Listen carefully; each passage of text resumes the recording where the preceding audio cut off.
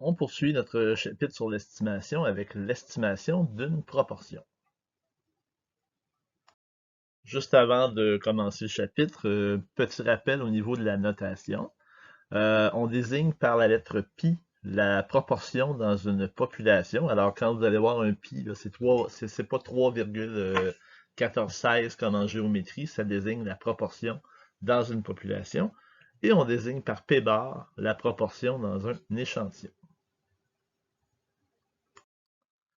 Alors, le but de cette capsule vidéo est d'estimer la valeur d'une proportion dans la population, donc la valeur de pi, à partir des informations qu'on a dans l'échantillon. Et souvent, on voit quelque chose comme ça dans les médias quand on lit les résultats d'un sondage politique. Si on vous dit, par exemple, dans le sondage que le premier ministre recevrait 46% des intentions de vote s'il y avait des élections, ben ça, c'est l'estimation de pi, l'estimation ponctuelle de pi. Mais quand vous regardez plus loin dans le sondage, vous allez voir des trucs semblables à ce que vous voyez actuellement à l'écran. Vous voyez, ça, c'est un extrait d'un sondage politique que j'ai pris sur le site de la Maison Léger, qui est une firme de sondage québécoise bien connue.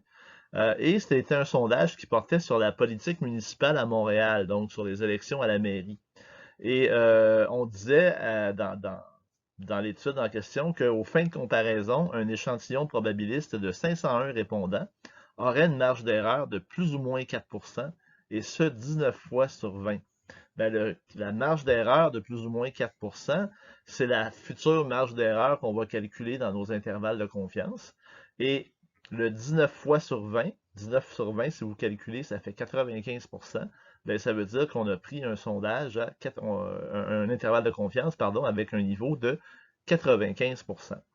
Quand on vous dit au début, aux fins de comparaison, un échantillon probabiliste de 500 répondants aurait, ça veut dire que leur échantillon n'est pas probabiliste. C'est un échantillon, disons, simili-probabiliste, sûrement fait à partir de résultats Internet, de prélèvements de données Internet. Donc, souvent, on voit ça maintenant dans les sondages, parce que justement, souvent, on utilise des échantillons Internet et c'est pas reconnu comme étant une méthode probabiliste ou une méthode aléatoire. Alors, toute cette information-là est résumée en une courte phrase, mais pour nous, ça donne une grande valeur parce que ça nous indique donc que l'échantillon est peut-être pas d'aussi bonne qualité qu'on le souhaiterait, qu'il contient quand même 501 répondants, qu'il y a une marge d'erreur de 4% si ça avait été probabiliste, et que c'est un intervalle de confiance à 95% qui a été calculé.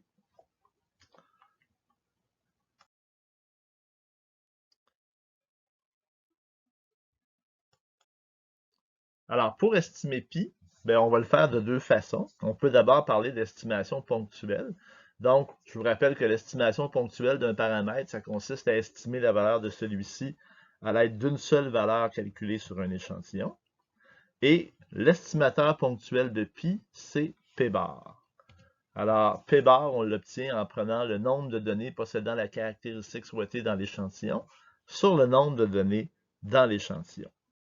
Un exemple, on vous dit afin de connaître l'opinion des gens sur un programme d'aide sociale, on prélève un échantillon aléatoire de 460 personnes, parmi lesquelles on en trouve 167 qui approuvent ce programme. Alors, estimer de façon ponctuelle la proportion des gens qui approuvent ce programme, ben, le calcul de p-bar, on l'obtient en faisant 167 sur 460, ce qui donne 0,363 ou, si vous préférez, 36,3%. Alors, supposons que vous faites une étude comme ça, puis que vous êtes journaliste, bien souvent, ce qu'on va voir à la une du journal, ce serait 36,3% de la population approuve le programme d'aide sociale. Ben, ça, c'est une estimation ponctuelle. C'est sûrement pas égal à la proportion dans la population complète.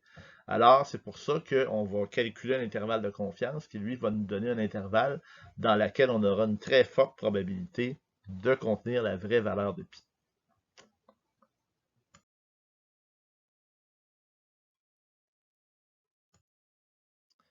Alors, le but, donc, quand on veut estimer la valeur de pi à l'aide d'un intervalle de confiance, c'est de trouver un intervalle qui a de fortes probabilités de contenir la proportion de la population pi. Quand je parle de forte probabilité, c'est comme dans l'estimation pour la moyenne, on parle de probabilité de 90, 95, 99%, donc des probabilités vraiment très élevées. Alors, on va déterminer d'abord mathématiquement d'où vient l'intervalle de confiance qu'on va utiliser. Alors, on a vu dans le chapitre 4, donc, que si n était supérieur ou égal à 30 et que l'échantillon était pris avec remise, ben, P bar était approximativement distribué selon une loi normale de moyenne pi et de variance pi par 1 moins pi sur n. Ça nous permet de déduire que P bar moins pi sur la racine de pi par 1 moins pi sur n, donc la cote z de P bar, si on veut, est distribué approximativement selon une loi normale de moyenne 0 et d'écart type ou de variance 1. On peut donc trouver deux seuils de probabilité, donc nos fameux Z alpha sur 2, qui sont tels que la probabilité que P bar moins pi sur la racine de pi par 1 moins pi sur n soit compris entre moins Z alpha sur 2 et Z alpha sur 2, bien, cette probabilité-là, elle est de 1 moins alpha. Je vous rappelle que 1 moins alpha, c'est mes fortes probabilités, c'est des 90%, des 95%, etc. Alors, qu'est-ce qu'on va essayer de faire? On va essayer d'isoler le pi qui est ici, celui que j'encercle en ce moment avec mon pointeur.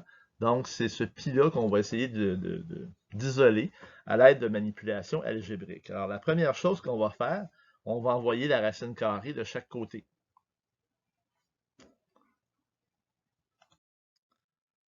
Et après avoir envoyé donc la racine carrée de chaque côté, donc ce qui nous donne l'intervalle que vous avez actuellement, ben, on va envoyer le P bar de chaque côté. Donc, il y a un moins P bar qui s'en va à gauche et il y a un moins P bar qui s'en va à droite. Le seul problème qui me reste pour isoler pi, il y a un moins qui est devant. Alors, ce que je vais faire, donc, je vais multiplier toutes la parenthèse, dans le fond, par moins 1. Sauf que quand je multiplie les deux côtés d'une inégalité par moins 1, bien, ça fait changer le sens de l'inégalité en question.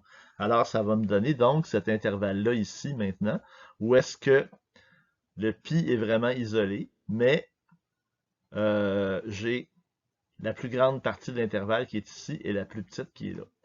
Alors, par souci d'élégance, on aimerait bien avoir un intervalle qui va aller du plus petit vers le plus grand. Alors, ça va me donner donc l'intervalle qui est là. Et on y est presque, on a réussi à isoler pi, mais il nous reste juste un petit problème à régler. Ce problème, c'est que je veux isoler pi, mais il me reste encore des pi à gauche et à droite. Et ça, il ne faut pas que ça arrive, parce que si je veux estimer la valeur de pi, c'est que je ne connais pas la valeur de pi. Alors, qu'est-ce que je vais faire à ce moment-là pour résoudre le problème? Bien, on va remplacer la valeur de pi dans l'intervalle par son estimateur ponctuel P bar. Alors, ça veut dire que mon intervalle va devenir donc l'intervalle qui est ici, où est-ce que les pi qui sont dans les bornes de l'intervalle ont été remplacés par P bar. Vous voyez, donc on avait pi qui est ici, c'est rendu P bar par 1 moins P bar. On avait pi par 1 moins pi, c'est rendu aussi P bar par 1 moins P bar. Puis évidemment, le pi au milieu reste parce que c'est lui qu'on veut estimer. Et là, voici la formule d'intervalle de confiance que je vais utiliser. C'est la formule qui va me donner donc un intervalle de confiance au niveau de confiance 1 moins alpha. Alors, ma conclusion, donc, si n est supérieur ou égal à 30, ça c'est une condition pour qu'on puisse utiliser nos intervalles de confiance, et que l'échantillon est prélevé avec remise, ben on utilisera cet intervalle de confiance-là. Et si jamais l'échantillon était prélevé sans remise, vous devinez ce qu'on va ajouter. On va ajouter le facteur de correction pour les petites populations, donc racine carrée de grand N moins petit n sur grand N moins 1. Et évidemment, ce facteur-là est négligeable si petit n sur grand N est inférieur à 0,05.